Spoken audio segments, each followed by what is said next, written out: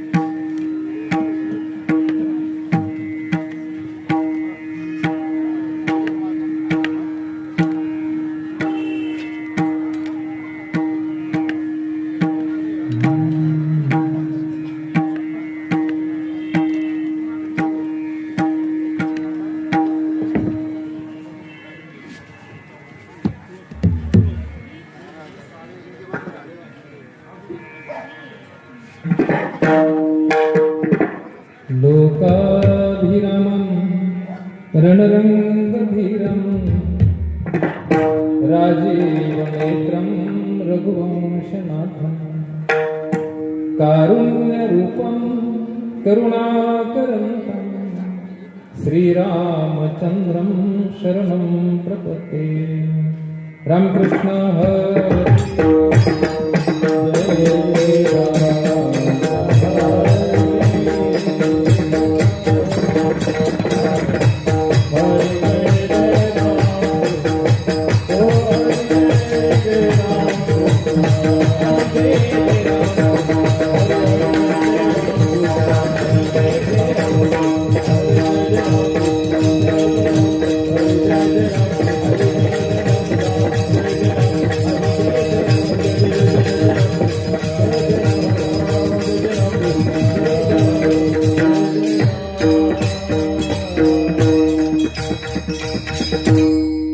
रूप पाहता लोचनी सुख झाले हो साजनी, सुख झाले हो साजनी, सुख झाले हो साजनी।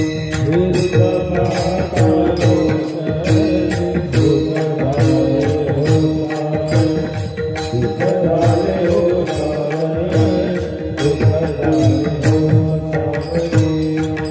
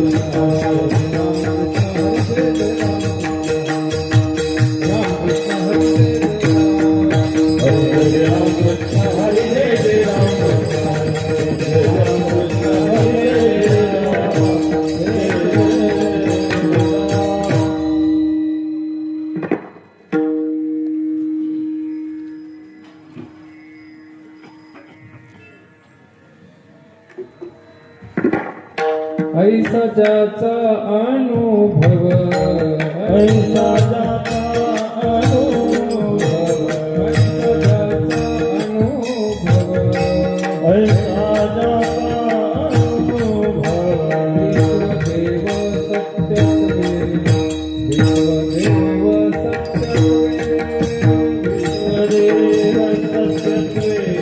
विश्वदेव सत्यत्वे विश्वदेव सत्यत्वे विश्वदेव सत्यत्वे देवतया जवळी असे देवतया जवळी असे देवतया जवळी असे देवतया जवळी असे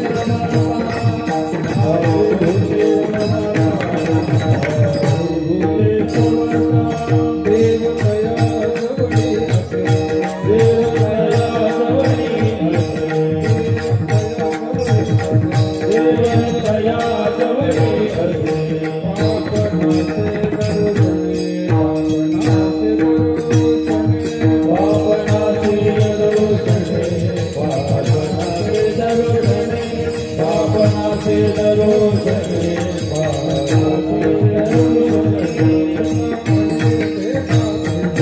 क्रोधानी काम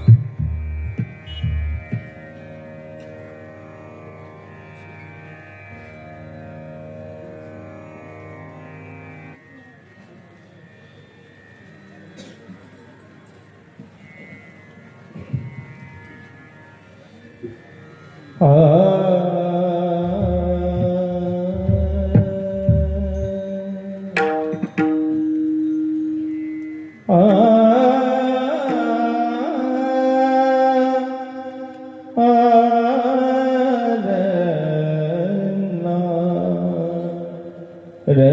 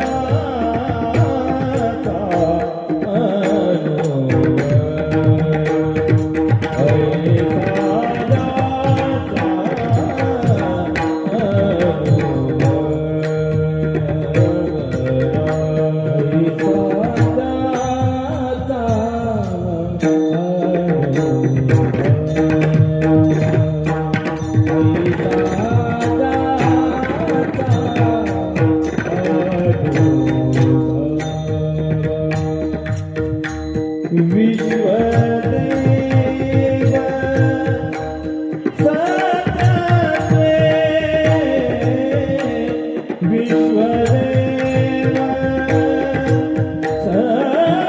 सत्यत्वे देवतया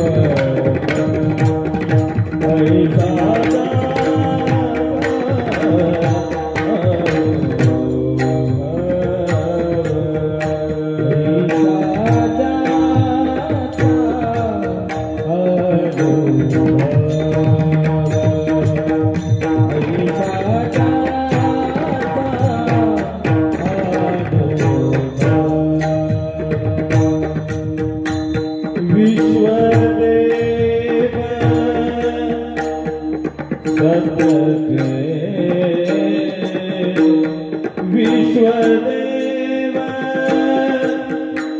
सत्यत्वे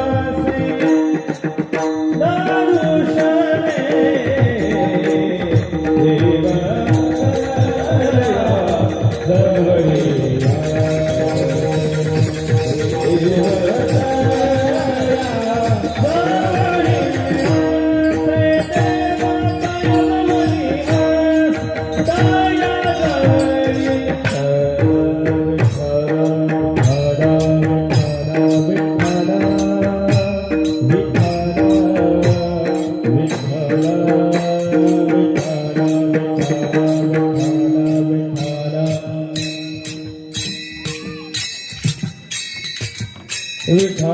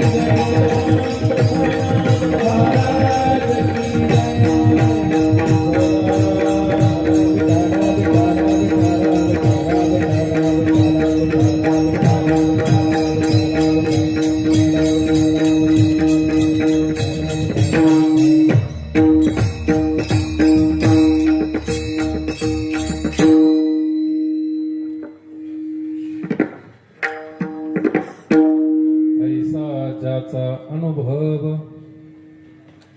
विश्वदेव सत्यत्वे देवतया जवळी असे पापनाशे दर्शने काम क्रोधा नाही चाली झाली भूती समता देवतया जवळी असे पापनाशे दर्शने तुका म्हणे भेदाभेद गेला वाद खंडोणी देवतया जवळी असे पापनाशे दर्शने पांडुरंगा करो पांडुरंगा करो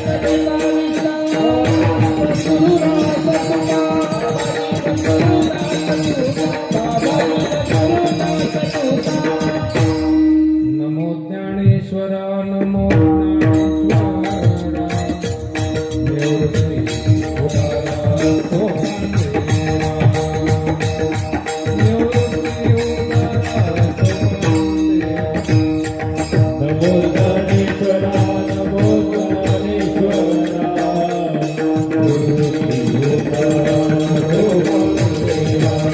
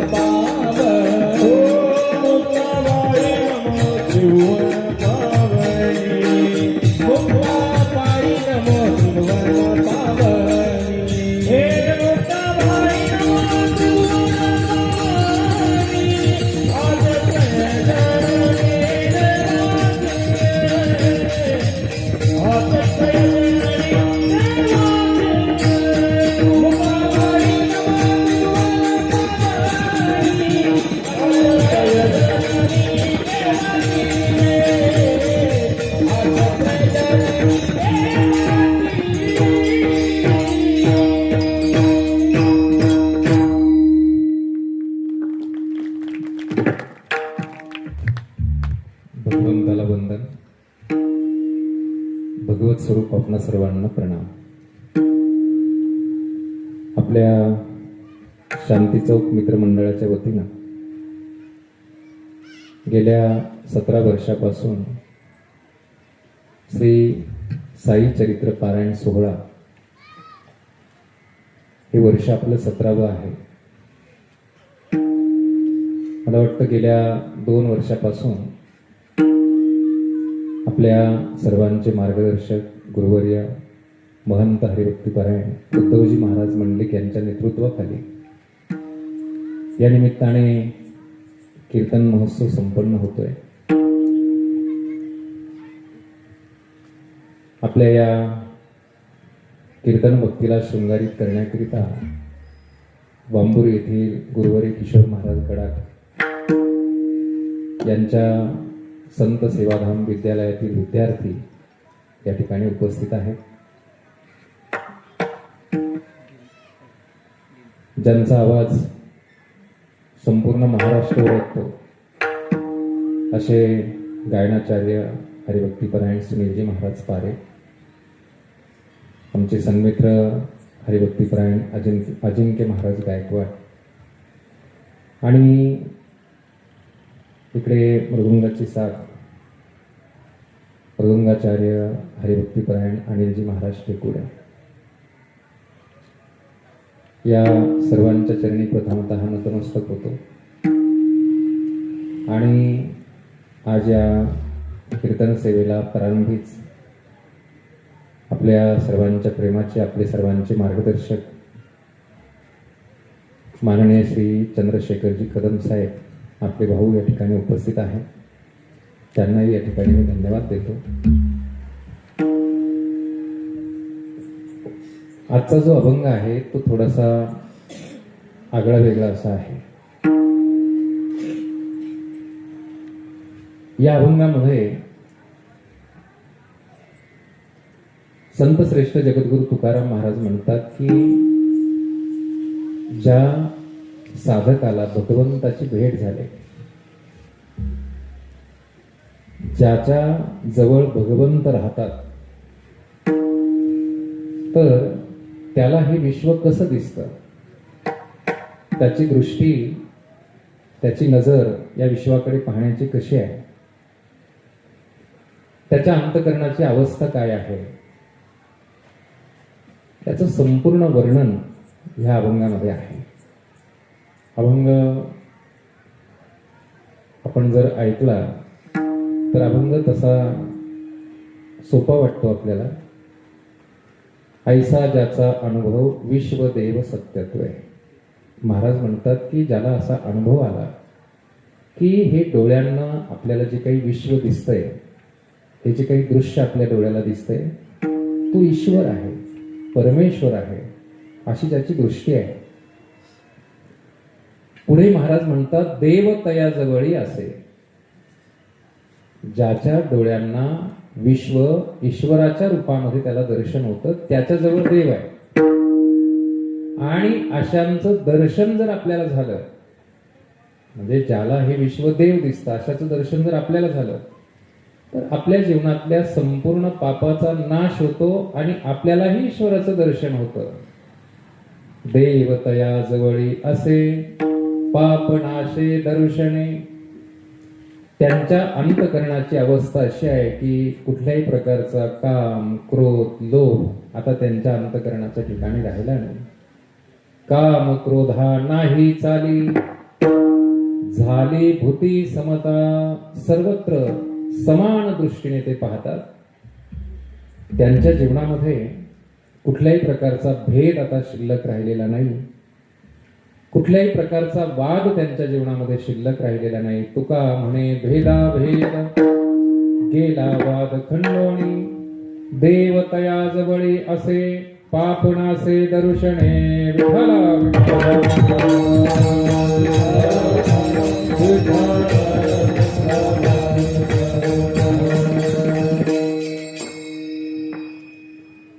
आपण डोळ्यांनी हे जे काही ब्रह्मांड पाहतोय, हे जे काही दृश्य जगत आपण डोळ्याने पाहतो, तर त्याच्यामध्ये आपल्याला पृथ्वीचा काहीसा भाग दिसतो, सूर्य आपल्या डोळ्याला दिसतो, चंद्र दिसतो. रात्रीच्या वेळी अवकाशामध्ये जर आपण पाहिलं तर अनेक तारांगण, ग्रह तारे आपल्याला दिसतात. एवढा असं काही आपल्या डोळ्याच्या आवाक्यामध्ये येणारा भाग या ब्रह्मांडाचा आपल्याला दिसतो. आता हे चंद्र, सूर्य, ग्रह, तारे, नक्षत्र, तर याच्याकडे पाहिल्यानंतर आपली जी दृष्टी आहे किंवा आपली जी नजर आहे, तर आपल्याला याच्या संबंधाने काय वाटतं नेमकं?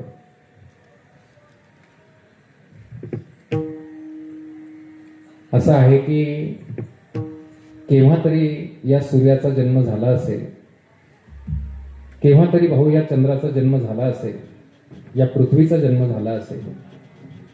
केव्हा झाला? विज्ञानामध्ये त्याच्या संबंधाने कुठलंही उत्तर नाहीये. एवढाच आपण विचार करू शकतो की हे अनादि आहे, म्हणजे निश्चित कालावधी काही सांगता येणार नाही, पण याचा जन्म निश्चित झाला असला पाहिजे. तो कसा झाला? त्यावेळीची परिस्थिती काय होती? तर त्यावेळी या ब्रह्मांडामध्ये, या अवकाशामध्ये चंद्र नव्हता, सूर्य नव्हता, पृथ्वी नव्हती, काहीही नव्हतं. संतांनी त्याचं वर्णन फार सुंदर केलं. आधी पहिले मोठेच नव्हते काही, मोठेच नव्हते काही. चंद्र सूर्य तारा नाही, चंद्र सूर्य तारा नाही. अवघे शून्यच होते काही, शून्यच होते काही. कान्होबा तेरे तेरे ते, कान्होबा तेरे तेरे ते. हो तेरे कढाल निर्मल झाले, तेरे कढाल निर्मल झाले, तेरे कढाल निर्मल झाले, तेरे कढाल निर्मल झाले, तेरे कढाल निर्मल झाले, हो तेरे कढाल निर्मल झाले, तेरे कढाल निर्मल झाले.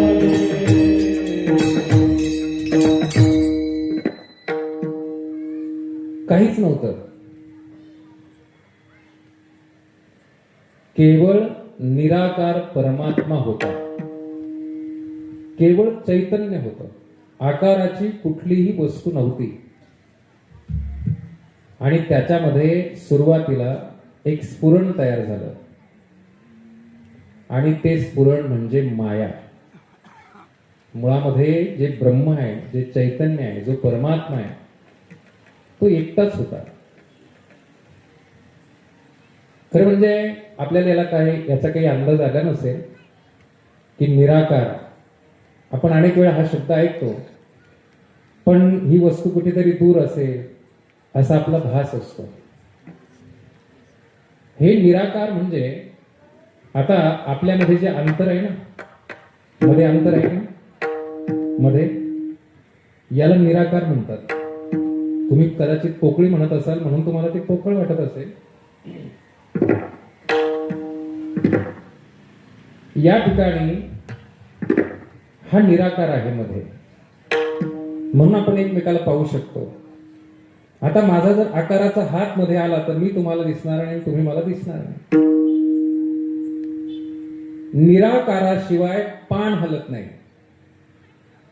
म्हणजे एखादं झाडाचं पान जर हलायचं असेल तर त्याला पाठीमागे निराकार पाहिजे, म्हणजे त्याला अवकाश पाहिजे, आकाश पाहिजे. माझा हात तिकडे हलतोय, इकडे निराकार आहे. म्हणून अजून एकदम सोपं सांगतो.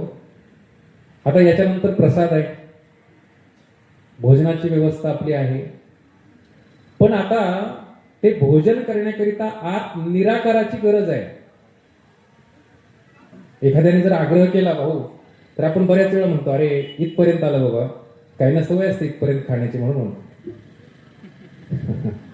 आमचे कीर्तनकार सांगतात की एक जणाने फारच आग्रह केला गुलाबजांबू खाण्याचा. त्याने अगोदरच इतके खाल्लेले होते, म्हणजे तोंड वाचवलं तर आतून ते दिसत होते. वा, इथे इथपर्यंत भरवले. आज जागा तर पाहिजे ना. निराकार, अन्न साठवण्याकरिता निराकार जागा पाहिजे. आपण लाखो रुपयाचं, कोटी रुपयाचं घर बांधतो, प्रत्यक्ष वापर कशाचा आहे? अहो निराकाराचा आहे. म्हणजे जागा पाहिजे ना घरामध्ये. आता आपण कीर्तन झाल्यावर प्रवासाला निघणार, तर वाटेनं निराकार पाहत पाहत आपण जाणार, लक्षात येत नाहीये. मध्ये जर एखादा आकार आडवा आला त्यातल्या त्यात वाघाचा, तर मग खूप अडचण आहे. म्हणजे इथे निराकाराशिवाय पान हलत नाही. हा निराकार परमात्मा इतका घनदाट भरलेला आहे. आकार हे विरळ आहे. आपण जर या ठिकाणी या निराकाराच्या शोधामध्ये निघालो, पृथ्वी तलावरून आपण एखाद्या मंगळ ग्रहावर गेलो, आता आपले वैज्ञानिक गेलेच आहे. तिथून पुढे आम्ही निघालो, बुध ग्रहावर गेलो, गुरु ग्रह ओलांडला, शुक्र ओलांडला, शनी ओलांडला, असं पुढे आम्ही जात राहिलो जात राहिलो जात राहिलो. हे जे काही ब्रह्मांड आहे, सूर्याचा प्रकाश जिथपर्यंत जाऊन थांबतो, त्याच्याही पुढे आम्ही जर गेलो तर अजूनही निराकार पुढे आहे, अजूनही निराकार पुढे आहे. अनंतासी अंत पाहता नाही, म्हणून भगवंताला अनंत म्हणतात. बहु आहे करुणावंत अनंत हे नाम जा. भगवंताला अनंत का म्हणतात? तर त्याच्यामध्ये चंद्र आहे, त्याच्यामध्ये सूर्य आहे, त्याच्यामध्ये पृथ्वी आहे, त्याच्यामध्ये वैकुंठ आहे, त्याच्यामध्ये स्वर्ग आहे, त्याच्यामध्ये नरकाची व्यवस्था आहे. इतका तो व्यापक आहे. भाऊ, एखाद्याला जर झोप लागत नसली तर याला आपल्या वेदांत शास्त्रामध्ये लय ध्यान म्हणतात. लय ध्यान. प्रवासाला निघायचं ब्रह्मांडाच्या. अहो, पुढे काय पुढे काय पुढे काय पुढे काय, आपण अजून पुढे चाललोय, अजून पुढे चाललोय, अजून पुढे चाललोय. अहो, केव्हा त्याला झोप लागून जाते? त्याला समाधीचं ज्ञान नसल्यामुळे पारे महाराज त्याला झोप लागते. याला लय ध्यान म्हणतात. आणि म्हणून असा हा निर्गुण निराकार परमात्मा एकटा होता आधी, किंवा पहिले कोठेच नव्हते काही. चंद्र सूर्य तारा नाही, अवघे शून्यची होते पाही. तेथ एक ढालगज निर्माण झाली, कान्होबा तेरे तेरे तेरे. काहीही नव्हतं. आणि मग एकलेन कंठेची म्हणून येणे निर्माण केली 14 ही भुवने. आपल्या श्रुती वचनामध्ये, वेदामध्ये एक वाक्य आहे, एको हम बहुश्याम प्रजायेत. एकटाच परमात्मा होता, तो अनेक झाला. पण होताने काय झालं? तर पहिल्यांदा त्याने माया नावाचे कल्पित वस्तुतीचा स्वीकार केला. मूळ निराकार परमात्म्याने माया नावाचे कल्पित वस्तू. आता माया शब्द आपण नेहमी ऐकतो, पण त्याचा काही विचार आपण करत नाही की माया म्हणजे नेमकं काय. माया नावाची काही वस्तू नाहीये. जसं निर्गुण निराकार ब्रह्म हे आपल्याला बोटाने दाखवता येत नाही, ते इतकं व्यापक आणि अनंत आहे, तसं माया सुद्धा व्यापक आणि अनंत आहे. आपल्याला इतकंच म्हणता येईल की ती ब्रह्माची सावली आहे. आता ही माया सुद्धा निर्गुण आणि निराकारच आहे. तिला सुद्धा कुठलाही आकार नाहीये, कुठलं रूप नाहीये. माया, आपल्याला जर तिचा अनुभव घ्यायचा असेल, सूर्य उदयाला येतो आणि मावळतो. ताई, खरं का खोटं? सूर्य उगवतो आणि मावळतो, खरं आहे. पाठीमागे खरं आहे का? खरं आहे म्हणतात. इकडे खरं आहे. भालेकर महाराज, सूर्य उगवतो आणि मावळतो, खरं आहे असं आपल्याला वाटतं. पण आपण जर का चांगला विचार केला तर सूर्य उगवत नाही, मावळत नाही, पृथ्वी त्याच्या भोवती फिरते. याला म्हणायचं माया. जाऊ दे, त्याच्यापेक्षा सोपं विचारतो, हे जरा अवघड होतं. आता एसटीचं अर्ध तिकीट आहे ना आपल्याला. मग एसटी मध्ये आपण प्रवासाला गेलात तर रस्त्याच्या कडाची झाडं पळताना दिसतात. झाडं पळतात की एसटी पळते? पळताना काय दिसतंय? याला म्हणायचं माया. विठ्ठला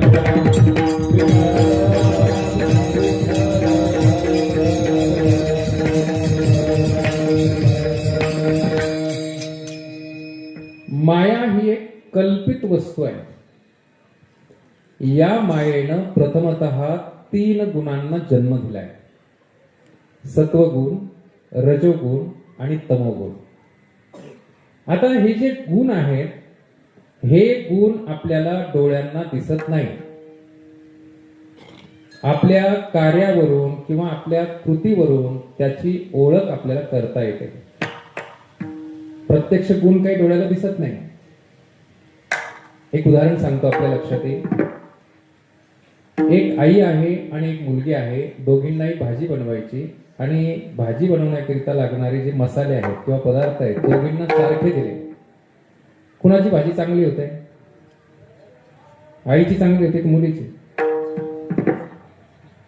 आता तुम्ही करणार आहेत म्हणून म्हणतो, यांना विचार, कुणाची चांगली होते? आईची. प्रश्न कळला का पण? काय म्हणतो? खाणारा म्हणतो असं कसं काय झालं? त्याला सांगितलं, बाबा भाजी बनवण्याचं कौशल्य, भाजी बनवण्याचे गुण आईच्या हातामध्ये आहे. तो म्हटला, दाखव कसे असतं. दाखवते का? अहो, त्याला कृती करावी लागते. आता आमच्या महाराजांचे हात बघा तुम्ही, सारखेच हात आहेत ना आपले?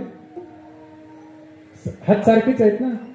पखवाजावर बोट पडल्यानंतर कळतं की त्यांच्या हातात काय गुण आहे. विठाला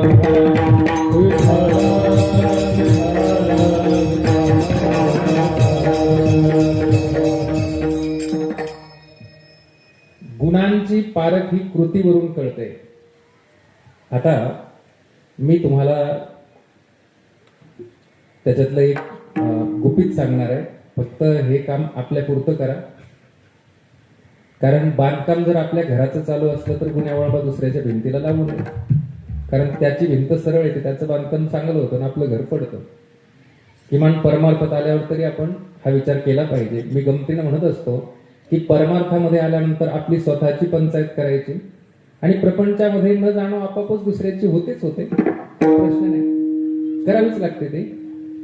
असो तर समजा आपल्याला मनापासून कीर्तन आवडत असेल, पारायण आवडत असेल, हा भक्ती सोहळा आवडत असेल, भजन आवडत असेल, हरिपाठ आवडत असेल, मनापासून समजायचं आपल्यामध्ये सत्वगुणाची वाढ झालेली आहे.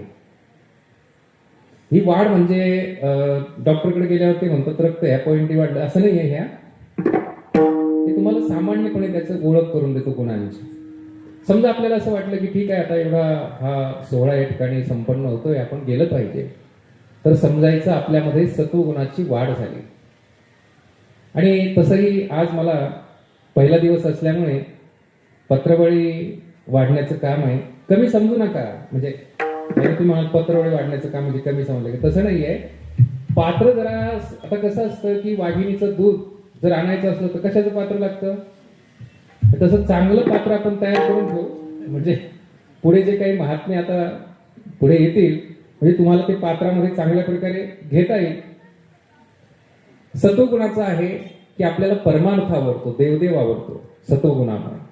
रजोगुणामुळे प्रपंच आवडतो. या प्रपंचामध्ये जे विषय आहेत ना, या प्रपंचामध्ये जे भोग आहेत ना, त्याच्यामध्ये रुची वाढते आपली. आणि समजायचं की काय आहे की आपल्यामधला रजोगुण वाढलेला आहे, झालेलं काही नाहीये. समजा प्रपंच आवडायला लागला, विषय आवडायला लागले, समजायचं आपल्यातला रजोगुण वाढलाय. आणि समजा एखाद्या दिवशी असं वाटलं की परमार्थाचं काही खरं नाही आणि प्रपंचाचं काही खरं नाही, काम क्रोधादी विकार वाढायला लागले, समजायचं आपल्यातला तमोगुण वाढलेला आहे. विठाला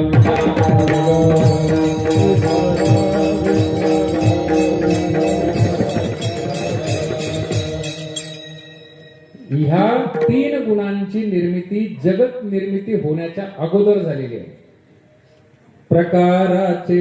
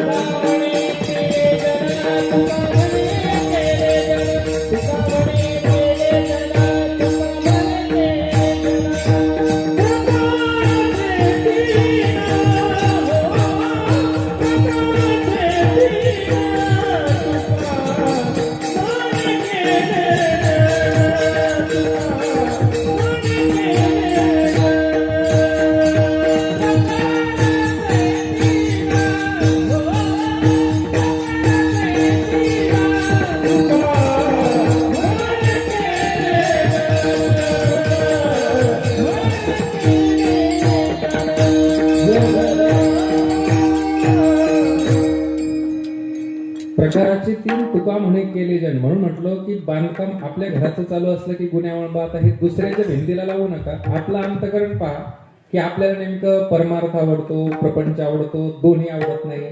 घाबरण्याचं कारण नाही, त्या गुणांचा प्रभाव आहे, बाकी काही नाही. कमी जास्त ते होत राहतात. तर या गुणांचा विचार आपल्या भगवद्गीतेमध्ये एक अध्याय आहे 16वा, गुणत्रय विभाग योग. त्याच्यात संपूर्ण वर्णन आपल्याला पाहायला सापडेल या गुणांचं. हे गुण कसे नाचवतात तुम्ही बघा. काही माणसांना सत्व गुणामध्ये देह सोडतात, काही रजगुणामध्ये देह सोडतात आणि काही तमोगुणामध्ये देह सोडतात, कारण त्यांना या गुणांचा परिचय नसतो. काही माणसं बघा, आपण बघितलंय, ऐकलं असेल की एकदम क्रोधामध्ये राग अगदी शेवटी सुद्धा ते सोडून देतात. काही रजगुणामध्ये सोडतात.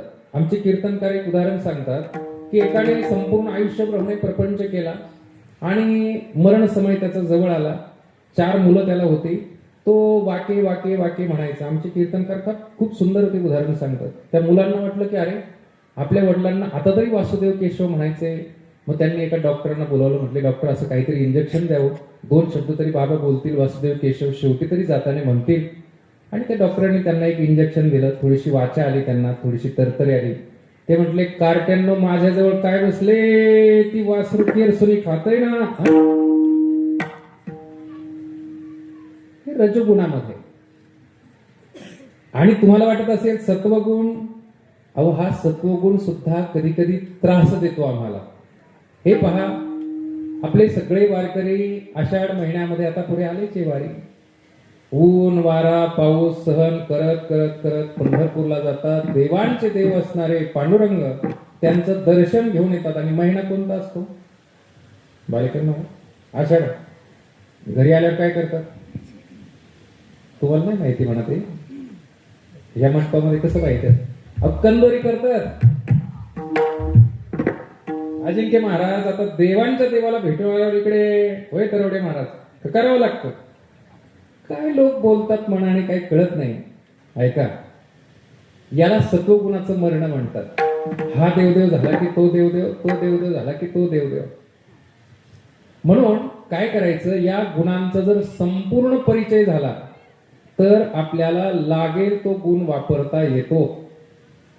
तुम्हाला एक गंमत म्हणून सांगतो. आता मी इथे बसलोय ना भाऊ, सत्वगुणामध्ये बोलतो, लीनतेने बोलतो, नम्रतेने बोलतो. घरी गेल्यावर शांताराम महाराज पोरांबरोबर असं बोलता येईल का माझ्या? नाही बोलता येणार. मग थोडं रजगुणात बोलावं लागेल. नाही ऐकलं तर त्यांच्या हितासाठी तमोगुणाचा सुद्धा वापर करावा लागेल. भले तरी देऊ कासेची लंगोटी, भले देऊ कासेची लंगोटी, भले तरी देऊ कासेची लंगोटी, भले तरी देऊ कासेची लंगोटी.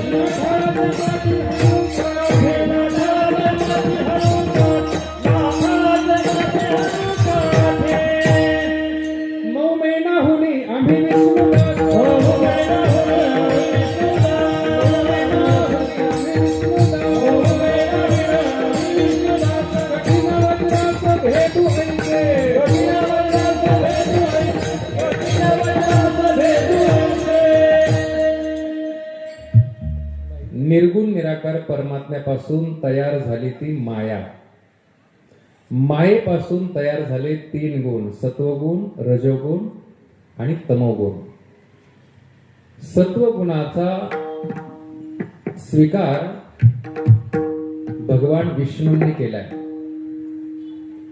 रजोगुणाचा स्वीकार भगवान ब्रह्मदेवांनी केलाय. आणि या तमोगुणाचा स्वीकार भगवान महादेवांनी केलाय. म्हणून ब्रह्मदेवाकडे सृष्टी रचना करण्याचं काम आलंय. या संपूर्ण ब्रह्मांडाची जी रचना केली ती भगवान ब्रह्मदेवाने. खरं म्हणजे आता ह्या भगवान ब्रह्मदेवाला सृष्टी रचना करायची होती भाऊ. ब्रह्मदेव वेड्यासारखे डोक्याला हात लावून बसले होते मारुती महाराज. अहो आपल्याला साधं घर बांधायचं असतं, त्याच्यासाठी विटा वाळू दगड लोखंड सगळ्या वस्तू मुबलक प्रमाणात उपलब्ध आहे. फक्त आपल्याकडे 2 पैसे पाहिजे. 2 पैसे म्हणजे ती बोलण्याची पद्धत आहे. आणि घर बांधण्याची इच्छा पाहिजे. तरी लोक म्हणतात घर बांधून पहा मग कळेल.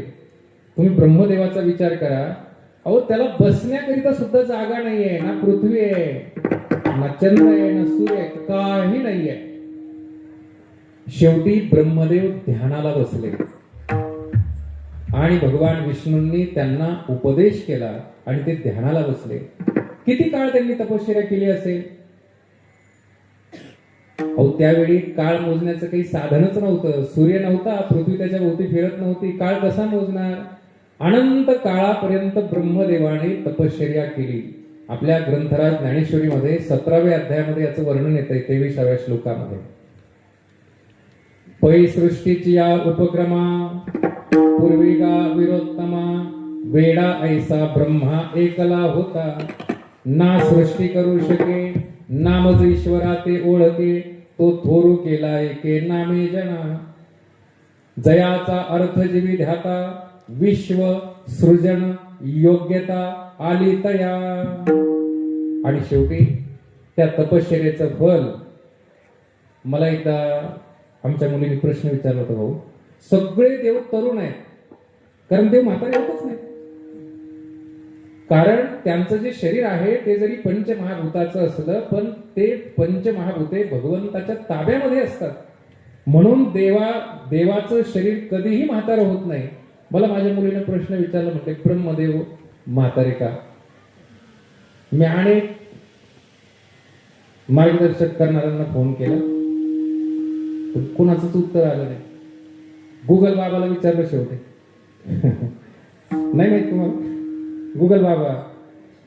आता हे बाबाचे काही सांभाळायचे काही ठेप ठेवा लागायची. त्याला जीव घाला, अजिंक्य महाराज पाया पडा. गुगल बाबाचे कधी पण भेटतात. कळलं पण नाही तुम्हाला नसेल माहिती. गुगल बाबा आहे तुमच्याकडे मोबाईलच नसेल तसं काय माहिती. हा काही विचारत आहे गुगल बाबा, आपण उत्तर नाही ना आलं. ब्रह्मदेव म्हातारे का? तुम्ही पाहिला ब्रह्मदेवाचा फोटो? गोरपुडे मामा फोटो पाहिला का ब्रह्मदेवाचा? दाढी पांढरी आहे ना. अहो असं करता करता करता करता मला पण ध्यान लागलं. ध्यान म्हणजे झोप. आणि स्वप्नातच ब्रह्मदेव आले. म्हणजे अरे येड्या, इकडं तिकडं विचार करतो. ही सृष्टी तयार करायची होती, डोक्याला थोडा त्रास झालाय का? म्हणजे अरे केस पांढरे झाले ना. आणि हेच उत्तर आले, विठ्ठला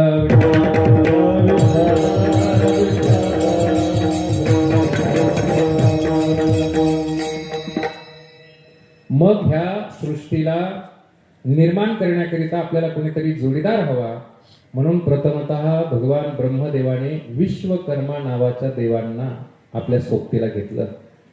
हे विश्वकर्मा नावाचे देव आपण जयंती संपन्न करतो ना, शांताराम महाराज, या सृष्टीचे ते इंजिनियर आहेत. आपल्याला घर बांधायचं असल्यावर इंजिनियर लागतो की नाही? त्याचा पाया किती पाहिजे, खोली किती, रुंदी किती, त्याच्यावरती इमारत उभा राहते. किती ताळ आहेत त्याचे. इथून पृथ्वीपासून सूर्याचं अंतर किती, चंद्राचं अंतर किती, मंगळाचं अंतर किती, याला इंजिनियर पाहिजे की नाही? आणि ते इंजिनियर म्हणजे विश्वकर्मा नावाचे देव. आणि मग भगवान ब्रह्मदेवांनी प्रथम त्यांना 5 वस्तू तयार करून दिल्या. त्याला पुढे पंचमहाभूते म्हणतात. विठ्ठला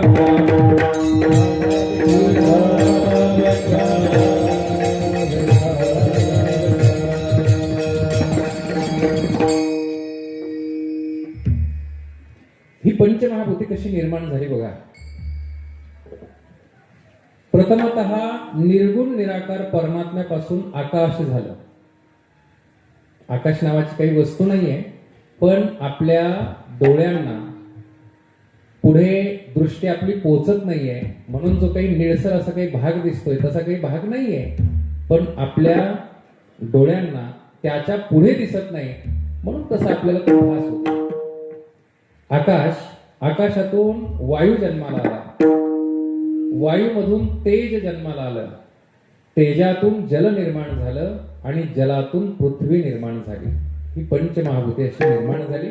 आणि मग या पंचमहाभूतापासून विश्वकर्मा नावाच्या देवाने भगवान ब्रह्मदेवांसाठी जो लोक तयार केला, ज्याला आपण ग्रह म्हणतो, तर त्याला म्हणायचं सत्यलोक. जिथे भगवान विष्णूंचा निवास आहे त्या लोकाला म्हणायचं वैकुंठ लोक. जिथे भगवान महादेव निवास करतात त्याला म्हणायचं कैलास लोक. या ब्रह्मांडाचं राज्य व्यवस्थित चालावं म्हणून जो स्वर्ग तयार केलाय त्याचे अधिपती आहेत इंद्र, आणि मग त्या ग्रहाला म्हणायचे स्वर्ग. पापी लोकांना दंड देण्याकरिता, शिक्षा देण्याकरिता जी भगवंताची व्यवस्था आहे या सृष्टीतली त्याला म्हणतात नरक. आणि या पापपुण्याचं जे संयमन केलं जातं, जे नियमन केलं जातं, ते जिथे केलं जातं त्याला म्हणायचं संयमिनी, आणि या संयमिनीचे अधिपती आहेत यमधर्म. मग पितरांकरिता पितृलोक आहे, तप करणाऱ्यांकरिता तपोलोक आहे, या मानवाकरिता हे मर्त्य लोक आहे, याला मर्त्य लोक म्हणतात. या पृथ्वीला मारुती महाराज ग्रंथामध्ये काय म्हणतात? मर्त्य लोक म्हणतात. इथली माणसं मरतात म्हणजे देह बदलतात इथली माणसं. खाली पाताळ लोक आहे, त्याच्यामध्ये असुर राहतात. आता हे एका ब्रह्मांडाचं थोडक्यात वर्णन सांगण्याचा प्रयत्न केलाय विठ्ठला.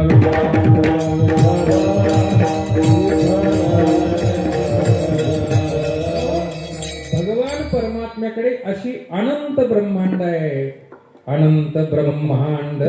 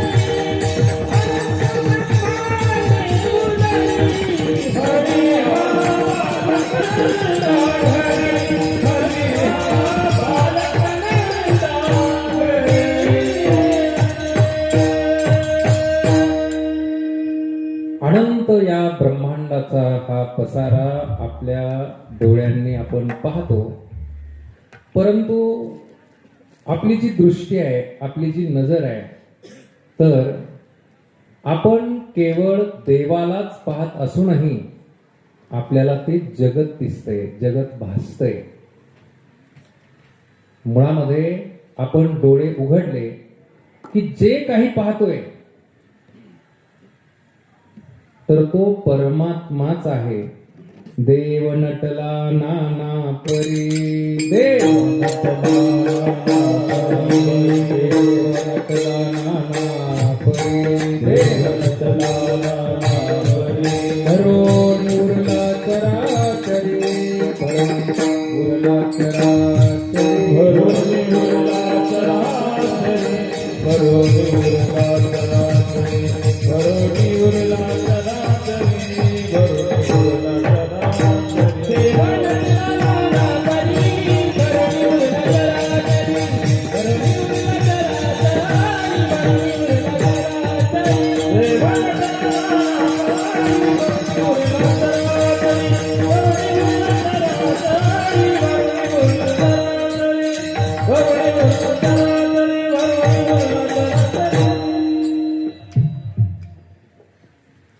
एकदा कौरव आणि पांडवांनी राजसू नावाचा यज्ञ केला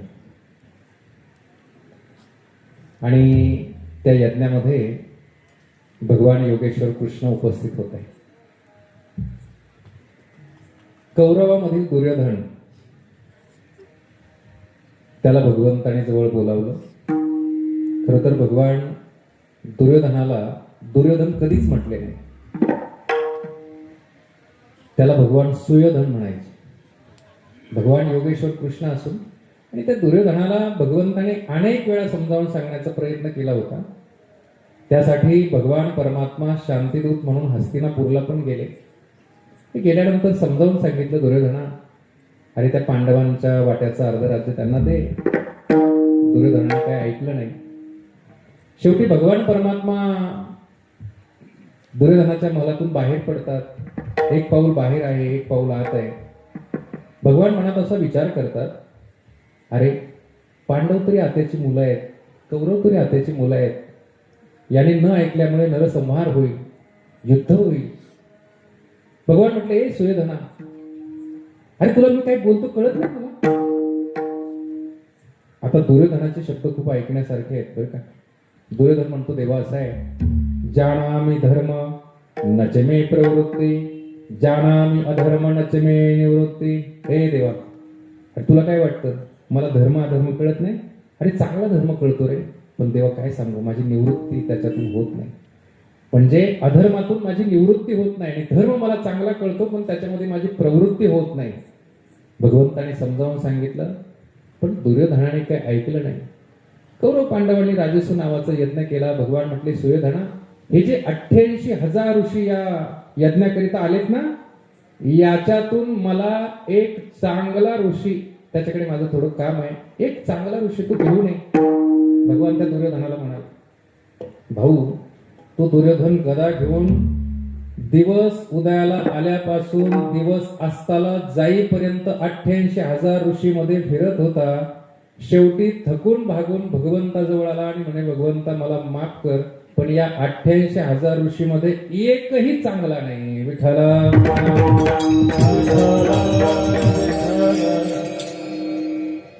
दुसरा दिवस उगवला. पांडवातील धर्म युधिष्ठिर. भगवंताने आता युधिष्ठिरला बोलावलं. भगवान म्हटले, धर्मा, हे जे 88,000 ऋषी आपल्या यज्ञाकरिता आलेत ना, याच्यातून मला एक वाईट ऋषी तू शोधून आणायचा. मला त्याच्याकडे जरा काम आहे.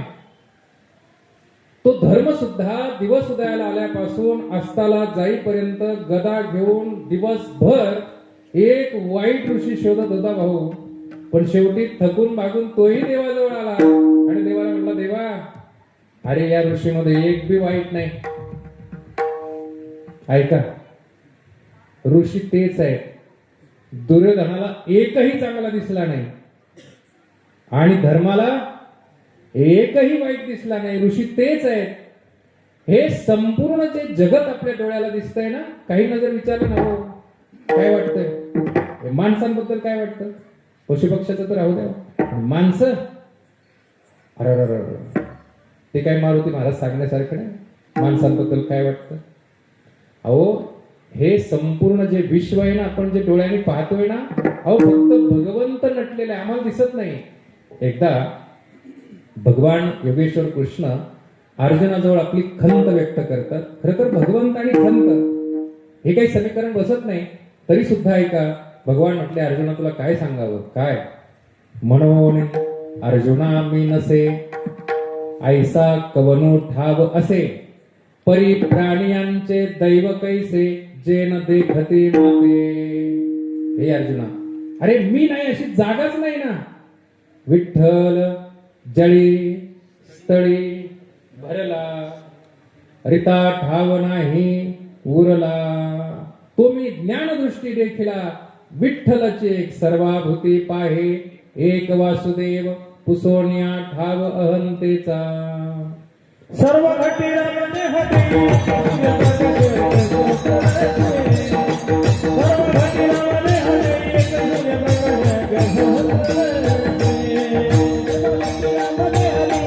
सूर्य प्रकाश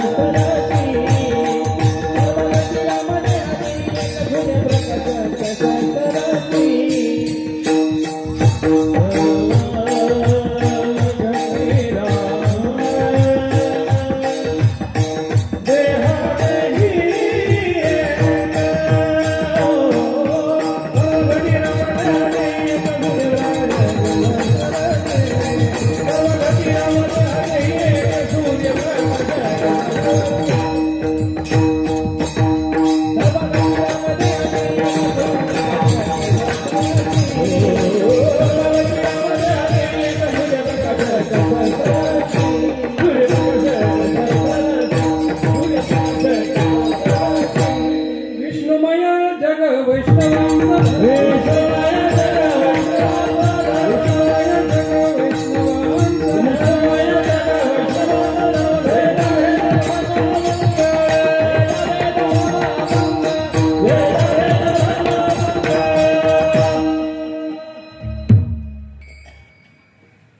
आपल्या अंतकरणामध्ये विचाराची उंची किती आहे यावर भगवंताचं दर्शन अवलंबून आहे. पाहतोय देवच. खरं म्हणजे हे जे जगत आहे ना, हा जो काही प्रपंच आपण आपल्याला दिसतोय ना, तर आपलं शास्त्र, आपले ग्रंथ, आपले संत असं म्हणतात की हा प्रपंच झालाच नाही. न झाला प्रपंच आहे परब्रह्म. न झाला प्रपंच आहे परब्रह्म. न झाला प्रपंच आहे परब्रह्म. न झाला प्रपंच आहे परब्रह्म. अहं सोहं ब्रह्म आकरी. अहं सोहं ब्रह्म आकरी. न झाला प्रपंच आहे परब्रह्म. न झाला प्रपंच आहे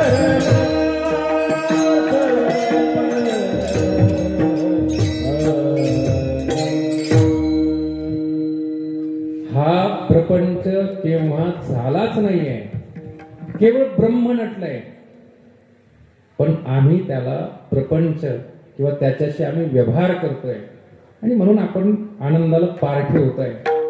ज्याला हे विश्व भगवंत आहे, ईश्वर आहे, अशा प्रकारचा अनुभव येतो, त्याच्या जीवनात कुठलाही व्यवहार शिल्लक राहत नाही. भगवान म्हणाले, महापुरुषाचे चित्त झालिया वस्तुगत, ठाके व्यवहार जात जिया परी. शांती ब्रह्म एकनाथ महाराजांनी काशी विश्वेश्वरान आणलेलं गंगेचं पाणी देवाला पाजलं की गाढवाला? हो गोरपडे मामा, कोणाला पाजलं? कोणाला हो? ताई करोड मामा इकडे मागे. गाढवाला पाजलं की देवाला? हा बाई बर. किरडू तरी कापडाचे, परी लहरी येत होते साचे. तैसे न मरतिया जीवाचे श्रेय तुवा घेतले. काय झालं? अर्जुन म्हटलं, देवा मी एक किरकुड पाहिलं, किरकुड. पण ते किरकुड नव्हतं, ती दोरी पडलेली होती.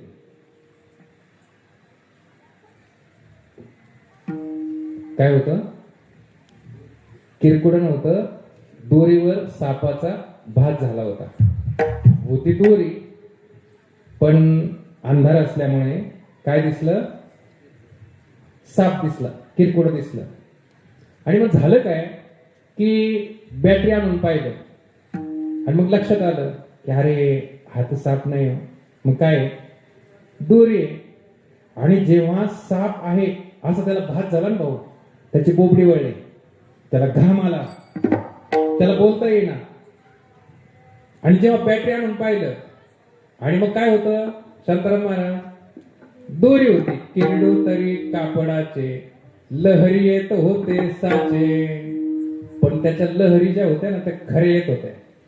खरा साप नव्हता, पण खरा साप पाहिलं जसं होतं ना राजू, तसं दोरीचं साप पाहून त्याला होत होतं. ऐका, अर्जुन म्हणतोय, तैसे न मरतिया जीवाचे श्रेय तुवा घेतले. देवा तू काय केलं? मी जन्माला येणारा नव्हतो, मरणारा नव्हतो, पण मला माहित नव्हतं. आणि हे श्रेय तुझ्याकडे तू घेतलं. तुम्हाला थोडं विषयांतर वाटलं असेल. ऐका, हे संपूर्ण जग ब्रह्म आहे. डोळ्याने आपण डोळे उघडले की ब्रह्मच पाहतोय, ईश्वरच पाहतोय. पण आम्हाला ते जग दिसतंय बरं का, आम्हाला तो प्रपंच दिसतोय भाऊ. आणि म्हणून घाम खरा येतो, दुसरं काही नाही. अहो काहींची बोबडी वळते महाराज या प्रपंचामध्ये. आणि तुम्हाला खरं टेन्शन देवाचं आहे का प्रपंचाचं आहे? खरं सांग. हे आठवड्यात आहे कशाचं आहे? पण प्रपंच आहे का? हा का परब्रह्म आहे? अहो एकटा हे सद्गुरूंच्या कृपेनं संतांच्या कृपेनं ज्ञान झालं ना की मग आनंदाला पारावर नाही. आणि म्हणून संत श्रेष्ठ जगद्गुरु तुकाराम महाराज म्हणतात, हे विश्व, हे ब्रह्मांड देव आहे असा ज्याचा अनुभव आहे अभंगाच्या पहिल्या चरणात. ऐसा जाता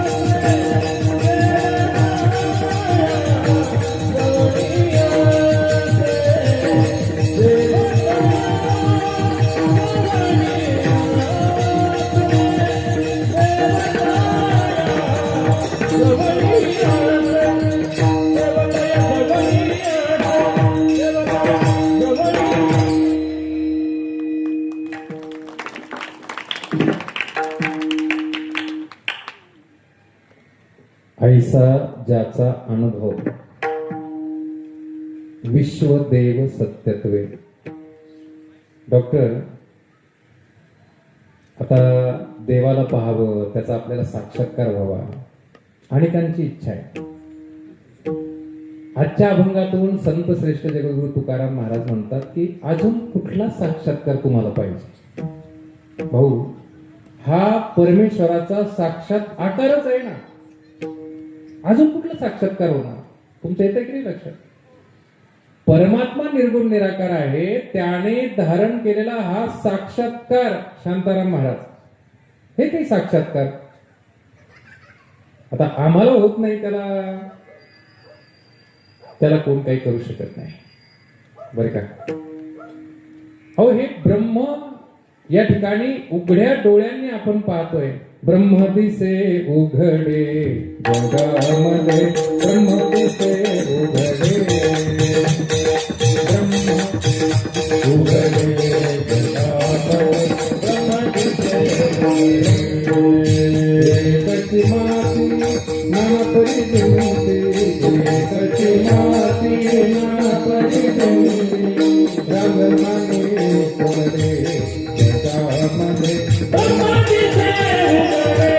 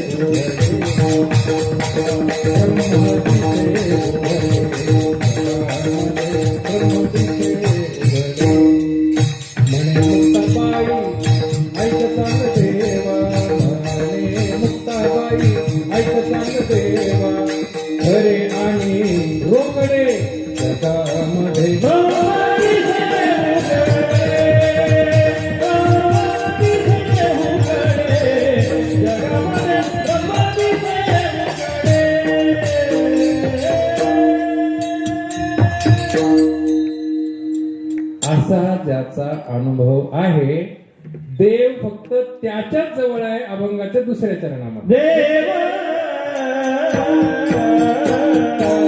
देवतया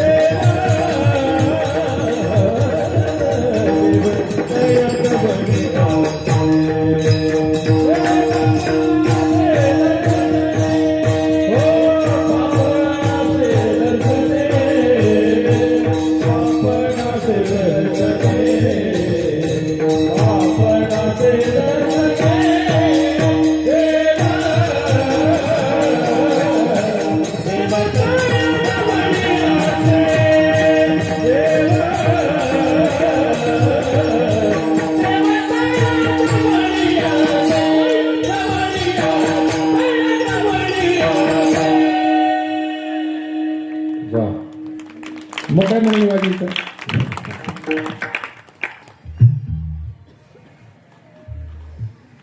ऐसा ज्याचा अनुभव विश्वदेव सत्यत्वे. जेव्हा संत ज्ञानदेवांनी श्रीमद भगवद्गीतेवर भाष्य लिहिलं ज्ञानेश्वरीच्या रूपाने, आणि शेवटी पसायदान मागत असताना काय म्हणाले नव्हते, आता विश्वात्मके देवे. काय आहे की अनेक वेळेला आपण अनेकांकडून हे जे डोळ्यांना दिसणारं जगत आहे, हा जो काही प्रपंच आहे, त्याची आपल्याला निंदा केल्यासारखं वाटतं बरं का. तुम्ही असं ऐकलं असेल, ब्रह्म सत्य, जगत किंवा जगन मिथ्या. याचा अर्थ काय? जग हे जगरूपाने खोटं असून ब्रह्मरूपाने सत्य आहे.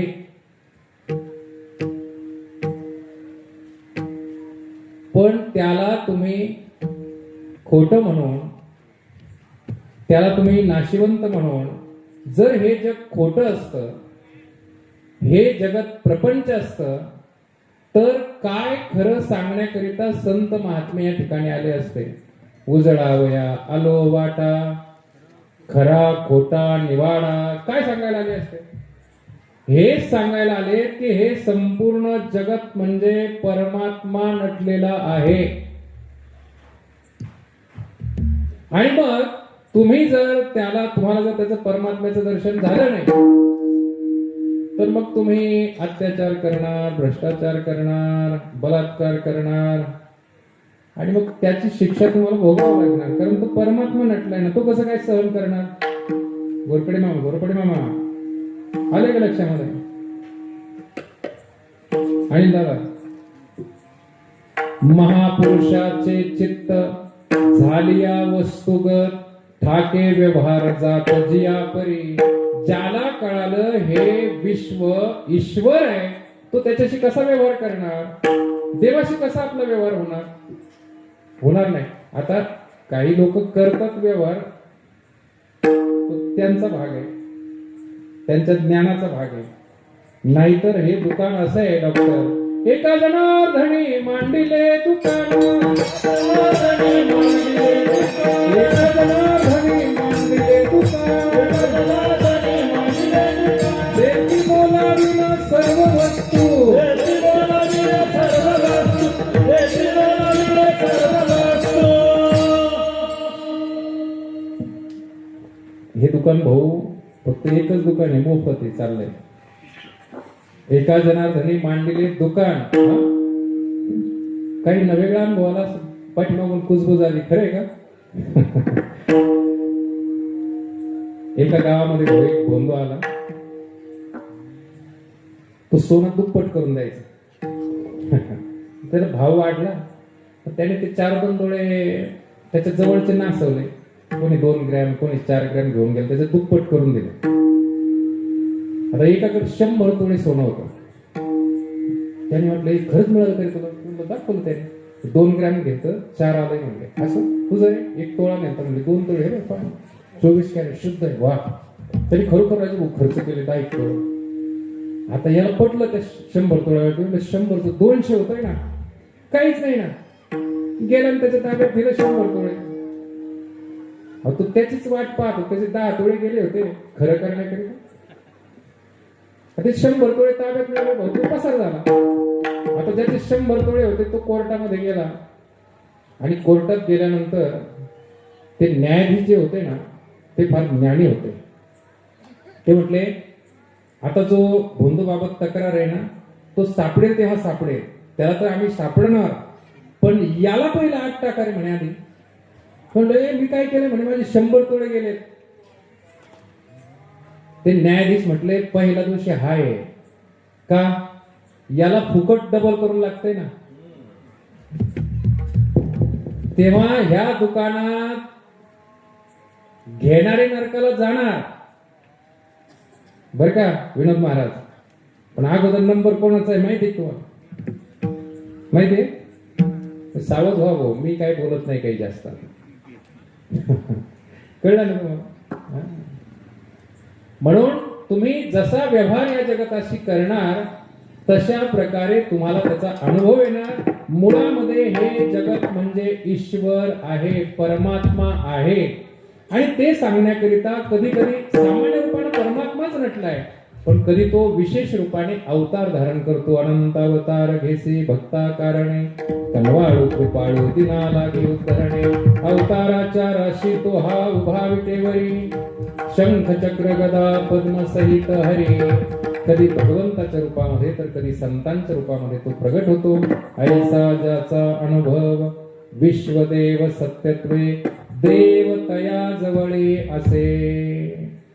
आता अनेक लोक म्हणतात माझ्याजवळ देव आहे, माझ्याजवळ देव. हरकत नाही, पण इथे संत श्रेष्ठ जगद्गुरु तुकाराम महाराज म्हणतात की ज्याला डोळे उघडले की परमात्मा दिसतो. साईबाबांचं एक छोटस उदाहरण सांगतो, फक्त छोटस. हे पहा, तुम्ही साईबाबाची मालिका पाहिली असेल, पाहिली का?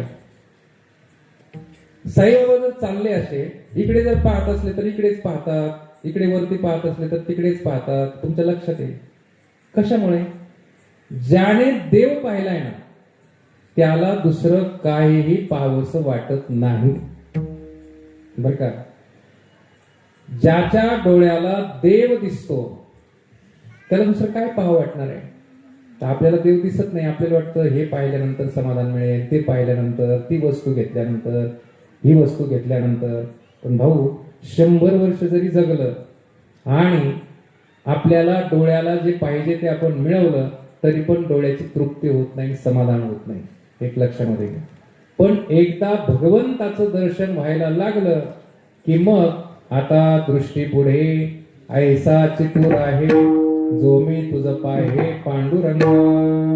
देखिला डोळा बैसला मनी, ज्योती बदलली उच्चार, ज्योती बदलली उच्चार. देखिला डोळा ज्योती बदलली उच्चार, ज्योती बदलली उच्चार.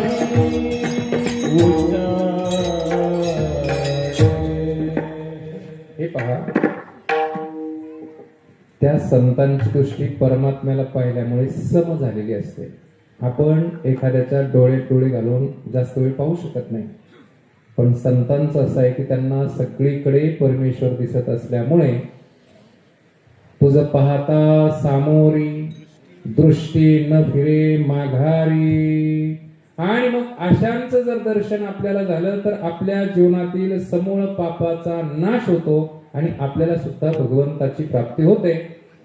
ती साधक मंडळी म्हटले, महाराज ठीक आहे की ज्या महात्म्याला संपूर्ण विश्वाच्या रूपाने परमात्मा नटलेला दिसतो त्याच्या दर्शनाने आपलंही पाप जातं, अजून त्यांच्यामध्ये काय असतं? तर संत श्रेष्ठ जगद्गुरु तुकाराम महाराज म्हणतात, त्याच्या अंतःकरणामध्ये काम क्रोध काहीही राहत नाही आणि संपूर्ण भूतामध्ये त्याला समता दिसते. अभंगाच्या 3ऱ्या चरणामध्ये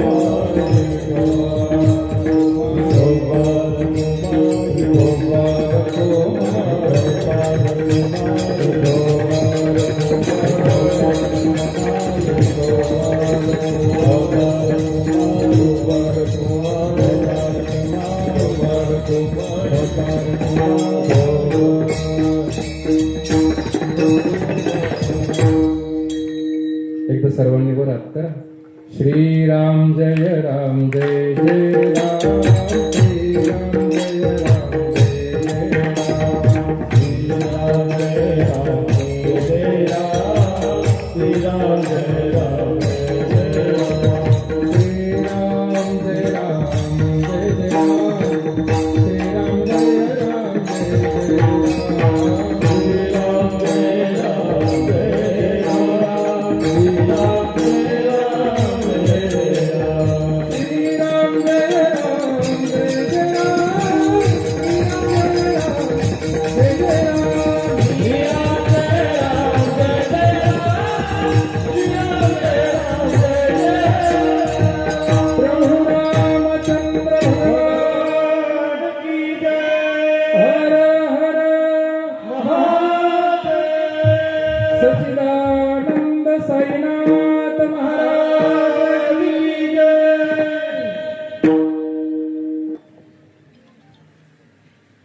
काम क्रोधा नाही चाली. ज्याला ईश्वराचं दर्शन झालंय ना, त्याच्या अंतकरणात कुठलाही काम नाही आणि क्रोध राहत नाही. काम क्रोध बंदिखाणी तुका म्हणे दिले दोन्ही, इंद्रियाचे धणी आम्ही झालो गोसावी, आम्ही झालो गोसावी. काम क्रोध बंदिखाणी तुका म्हणे दिले दोन्ही,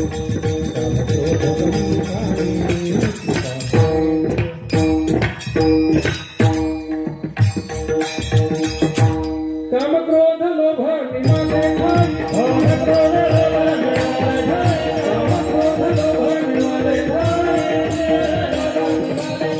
अवघियान नाथ सृष्टीधाय, अवघियान नाथ सृष्टीधाय. हे काम क्रोध ना आतून खवळतात आणि मग खूप त्रास होतो. पण ज्याला ईश्वराचं दर्शन झालं, आता ईश्वरासंबंधी काय त्याचे काम क्रोध खवळणार. सगळीकडे जर त्याला ईश्वर दिसायला लागलाय, काम क्रोध हा नाही चाली, झाली भूती समता. आता त्याच्या दृष्टीने संपूर्ण भूतमात्रामध्ये केवळ परमात्माच आहे अशी त्याची दृष्टी झाली, सम त्याची दृष्टी झाली. सगळीकडे त्याला परमात्माच परमात्मा दिसायला लागला. एक लक्षामध्ये घ्या, काही साधकांनी विचारलं, का म्हटले महाराज तुम्हाला सर्पामध्ये विंचवामध्ये पण त्याचं दर्शन होतं, मग भूती झाली समता. हो म्हटले, त्याच्यामध्ये पण परमात्माच आहे ना, मग त्याचं दर्शन कसं काय घेता तुम्ही. महाराज काय म्हटले ऐका, तू का म्हणे सर्प विंचू नारायण,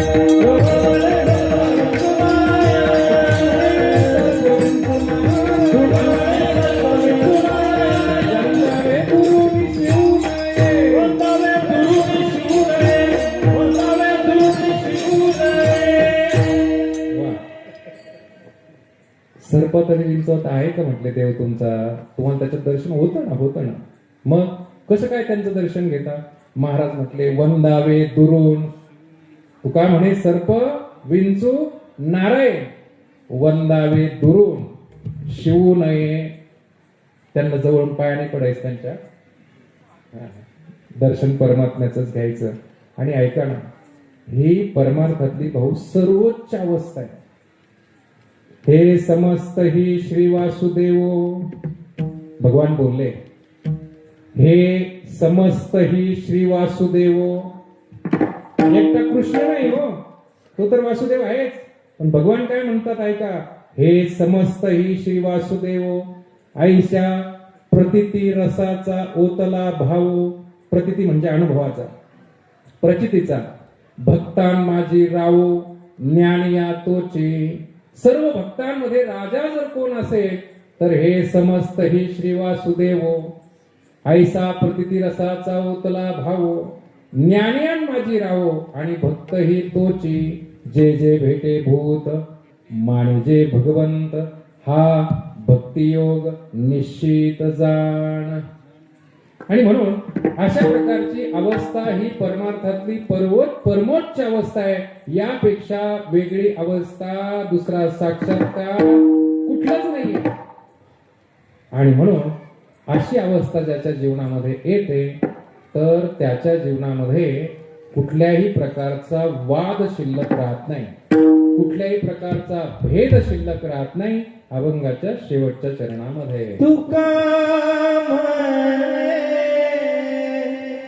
बेदा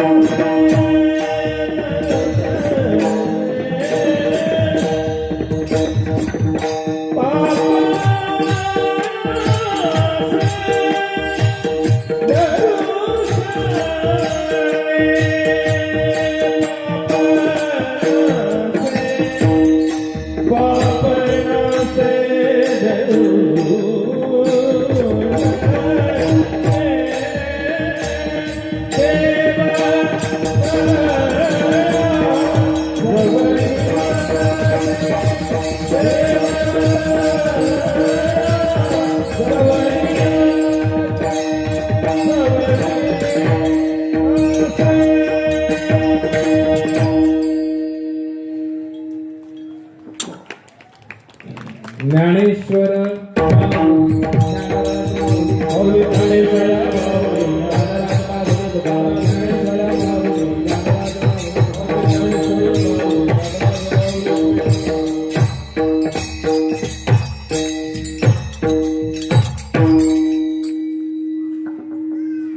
तुका म्हणे भेदा भेद, जेव्हा त्या परमात्म्याचं दर्शन विश्वरूपाने व्हायला लागतं, तर आता देवापासून मी वेगळा आहे आणि देव माझ्यापासून वेगळा आहे असा जो काही भेद आहे तो राहत नाही. आणि मग देव आणि तो एकच होतो, अभेद अवस्था होते. आणि या दोनही अवस्था राहत नाही, भेद पण राहत नाही, अभेद पण राहत नाही. गेला वाद खंडोणी आणि असा महात्मा भगवंत म्हणतात दुर्लभ असतो. आणि म्हणून मला वाटतं या ठिकाणी शांती चौक मित्रमंडळाने गेल्या 17 वर्षापासून साई चरित्र पारायण सोहळ्याच्या निमित्तानं या समाजातील असणारा हा भेद, हा वाद नष्ट व्हावा. भाऊ, मला तर असं वाटतं बरं का, मी आता 30-35 वर्षापासून जवळपास महाराष्ट्रामध्ये माझं जाणं आहे. तर आपलं हे शांती चौक मित्रमंडळाचं कार्य इतकं कौतुकास्पद आहे भाऊ, की डॉक्टर बाबासाहेब आंबेडकर यांच्या जयंतीनिमित्त सप्ताह होणं ही महाराष्ट्रातली आपल्या इथली ही पहिली घटना आहे. कुठेही महाराष्ट्रात, महाराष्ट्राच्या बाहेर डॉक्टर बाबासाहेब आंबेडकर यांच्या जयंतीनिमित्त सप्ताह होत नाही. आपण सर्वजण त्यांची जयंती, कारण त्यांचे खूप मोठे उपकार आपल्या या देशावर आहेत, आपल्यावर आहेत, आणि म्हणून आपण आपलं कर्तव्य म्हणून करतोय. पण त्या निमित्तानं सप्ताह असणं, मला वाटतं हे भेदाभेद इथे कुठलाही शिल्लक नाहीये. आणि मला वाटतं हे शांती चौक मित्रमंडळाने गेल्या 17 वर्षापासून आपल्या समोर एक आदर्श ठेवलेला आहे. आणि म्हणून हा जो अभंग आहे आजचा, जरी आपल्या पाठातील असेल, कानपाठ असेल, पण लई कानपाठ करू नका.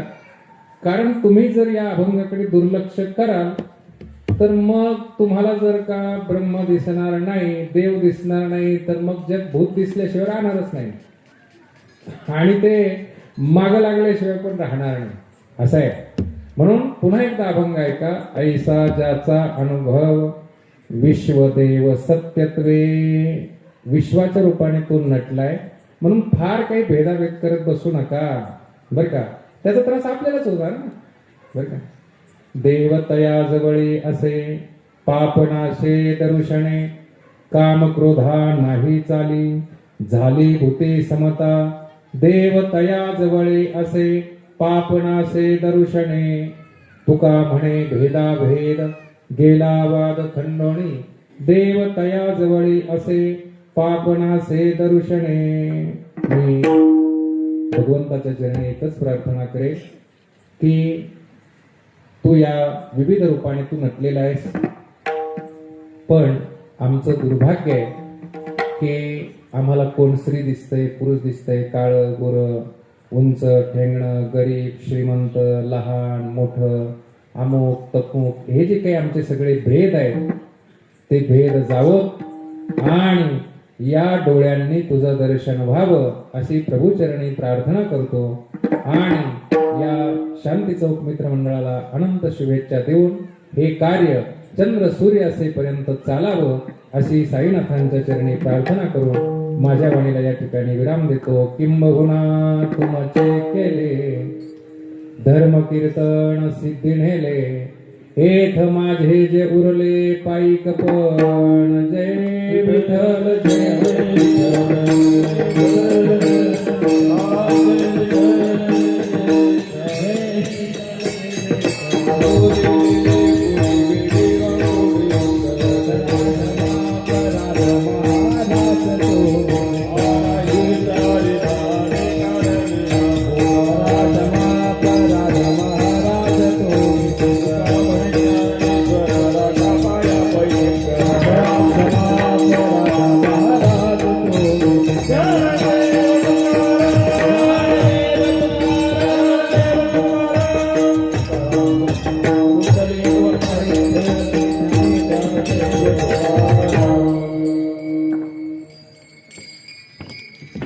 ओम श्रीराम.